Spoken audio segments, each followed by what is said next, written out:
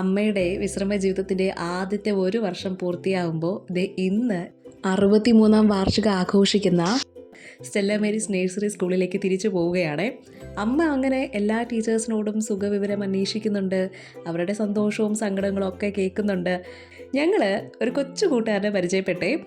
നമ്മൾ ഈ പാട്ടിലെ കുട്ടുമ്മ കുട്ടു കുട്ടുമ്മ കുട്ടു ആ BGMന് പറ്റിയ ഒരാളാട്ടോ.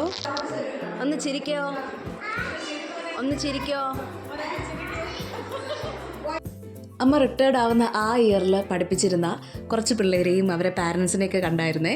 അപ്പോൾ അമ്മ അവരോട് ചോദിക്കുന്നുണ്ട്, ഇവനിപ്പോൾ പഠിക്കുന്നുണ്ടോ, ഇവളുടെ പഠനമൊക്കെ എങ്ങനെ പോകുന്നുണ്ട് എന്നൊക്കെ ഇങ്ങനെ ചോദിക്കുന്നുണ്ട്.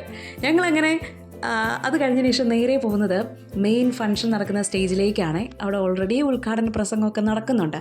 അത് കഴിഞ്ഞിട്ട് നേരെ ഞങ്ങൾ കാണുന്നത് സമ്മാനദാനമാണ്. അപ്പോൾ ഓരോ പിള്ളേർ വരുമ്പോഴും അമ്മ പറയുന്നുണ്ട്, ഇത് ഞാൻ പഠിപ്പിച്ച റിയയാണ്, ഇത് ഞാൻ പഠിപ്പിച്ച സാൻഡ്രയാണ് എന്നൊക്കെ. ഈ പുള്ളിക്കാരന് മനസ്സിലായോ, നമ്മുടെ ദുബായിക്കാരൻ.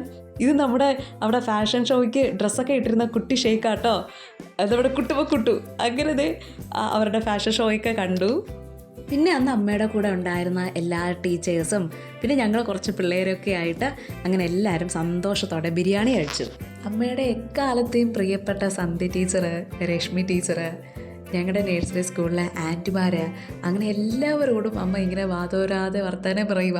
അത് ഞങ്ങൾ ഭക്ഷണമൊക്കെ കഴിച്ചതിന് ശേഷം സുധ ടീച്ചർ, ഷൈനി ടീച്ചർ, അങ്ങനെ എല്ലാവരോടും അമ്മ ഇങ്ങനെ കഴിഞ്ഞ ഒരു വർഷമായിട്ട് വീട്ടിലിരിക്കുകയാണ്, സുഖമായിട്ടിരിക്കുകയാണ്, നിങ്ങൾക്കൊക്കെ സുഖമല്ലേ എന്നൊക്കെ അമ്മ ഇങ്ങനെ ചോദിക്കും.